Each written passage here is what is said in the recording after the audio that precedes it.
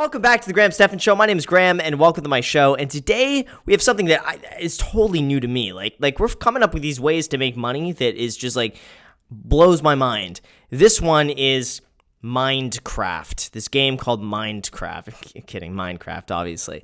Anyway, he started up Minecraft servers from the age of 14 that began doing really well, making like $6,000 to $7,000 a month. He's 21 years old now, still making money with Minecraft servers, which is insane. So anyway, let's bring him on the show. We'll talk to him exactly how he was able to do this and also answer a few of the questions he has with some of the money related topics that are coming up. Anyway, let's bring him on and enjoy. Smash the like button. So Andrew, welcome to the Stephan Show. What's going on? I am 21 years old, and starting from the age of around 14, I started a Minecraft server. Okay. So to explain what a server is and everything, so everyone out there can kind of understand what it might be. And me too. Essentially, it's essentially an online game that I'd say the younger population is more interested in. For my server specifically, people will go on, they'll mine different blocks in the game, and there's like a whole economy system where, they're able to sell all the blocks that they mined, and through that economy system, they're able to put money into the server, and in exchange, they kind of get different benefits where they're able to get money faster in the game, and it's basically just a never-ending process of trying to get to the top. But through that, there's a lot of money in it on my end of things. Okay. How much money is in it? That's what I really want to know. So for me, back when I was around 14 and had started this endeavor, I started with an initial outlay of just $45, and in the first month, it managed to make just under $7,000 with steady growth over time. What? Wait, so how much of that $7,000 is all of that profit minus the $45 you spent? How much of that is profit?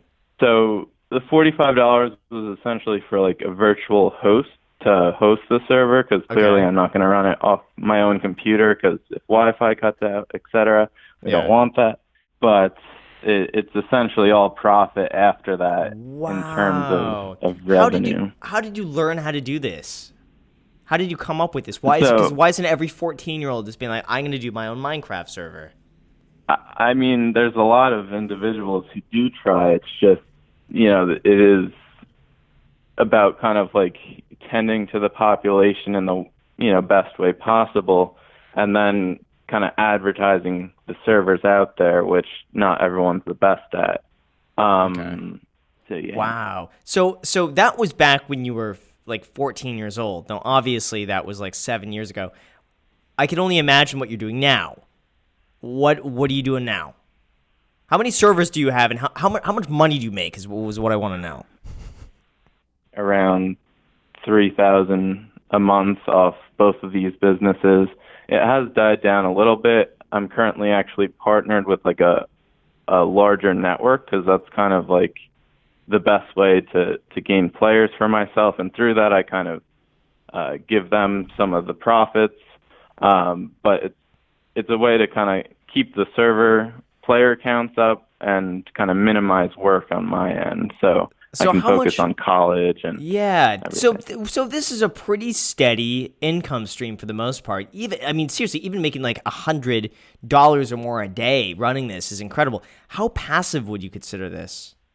Probably like 2 weeks after I started the server, I was actually in Disney World, and my dad and I kept like looking at each other, because I kept getting like notifications that I was making all this money, and I was kind of going through his PayPal since I was 14 at the time. And so I was making like all this money while being at Disney World, like best place on earth. Yeah. And just sitting there and like, wow, like how is this even possible? Because like I'm not even doing anything right now. But it's pretty passive, but you do need to like make updates like any game would kind of work. So how many hours would you say you spend on this every month? For the Minecraft server itself, I'd say I probably put it in like an hour or two a day just to, check in on everyone. I have like a staff team on the server that kind of manages everything for me. Congratulations, man. That is amazing. And what's Thank your you. plan now in terms of like, are you saving a lot of that? What's your credit score? Everyone wants to know what your credit score is. How much money you're saving. So I don't know too much about credit score, but I'm currently around 750. Maybe you can give me some pointers on that. Yeah, good. How many credit cards do you have right now? I have 2 credit cards and 2 or 3 debit cards. All right, debit cards don't matter. We don't like debit cards. Get another credit card. Get the on the Citi Double Cash Rewards credit card. Get 2%. That's what you need right now. Has anyone told you, by the way, your name is Andrew? You sound a little bit like Andrew Hales. Yeah.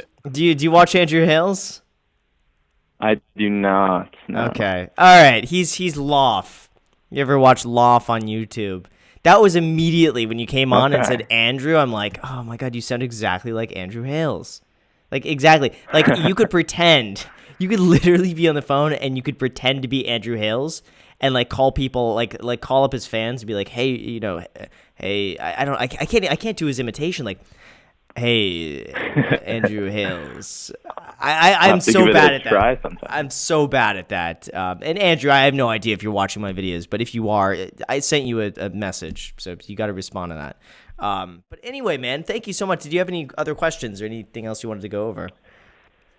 I actually did. So outside of college, in terms of like, how a lot of people will kind of like get an apartment at first and stuff, would it be more or smarter to get like a house kind of sooner than later to kind of start putting equity into something, or is it smarter to kind of start with an apartment before kind of working your way up to that? It depends. I mean, if you see yourself living in the same area for the next 10, 15 years, then I think potentially getting a house and renting out a few of the rooms would make a lot of sense.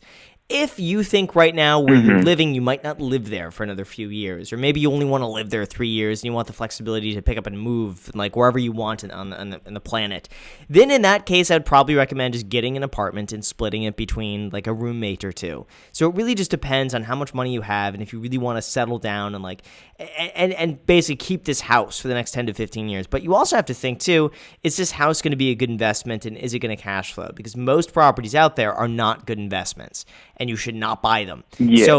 So not only do you really have to think about, am I going to be in this area long term? Can I hold this property long term? And is it a good investment? If the answer is yes to all three, then go ahead and I would buy a property. If the answer is no to any one of those, then I would think, well, it's probably better you just rent an apartment, split it with a few roommates, continue saving as much money as possible, and then when you're ready to really make that commitment, then you can buy. Makes sense. Okay. So that would be my take on it. There's no right or wrong answer on that.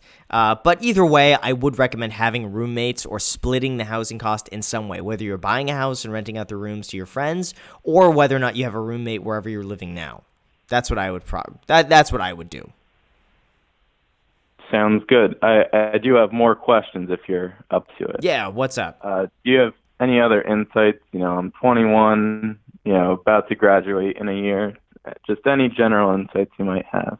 Save. Budget and save. Don't spend money on stupid stuff is basically like the number one thing.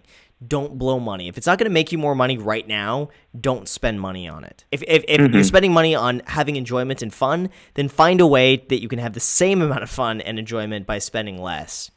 Don't spend money. Don't spend money at on drinks at bars. That's a big one. Don't go out to really fancy restaurants. I don't drink. Good. Don't spend money on like expensive women. Don't do that unless it's like you're a long committed relationship and it better be like a birthday or Christmas present. Don't do that unless she better be the one. But basically, and then also don't get a really fancy car right now. Unless you're going to use it for branding, don't do that. I mean, those are the big things where I see a lot of people wasting money is just going out on weekends, spending money on very expensive, lavish dates that don't, go anywhere, and cars. I mean, that's really what I see. So as long as you can keep those three under control, I think you'll do just fine. That sounds wonderful. I think I've been doing a good job at the thing brought up, running with that 2002 Toyota Camry, and pretty settled in with my girlfriend right now. Oh, dude, I don't you made it, man. You made it. So just keep doing exactly that for as long as you possibly can. Continue saving up money as long as you possibly can. Eventually get that property that you can eventually rent out one day, and just keep doing this. What you're doing right now is perfect. Thank you so much. Cool. You got it, man. Good luck to everything. Thank you so much for calling in, and congratulations on everything you've done so far. Thank you so much. Cool. Have a good one, man. Thank you.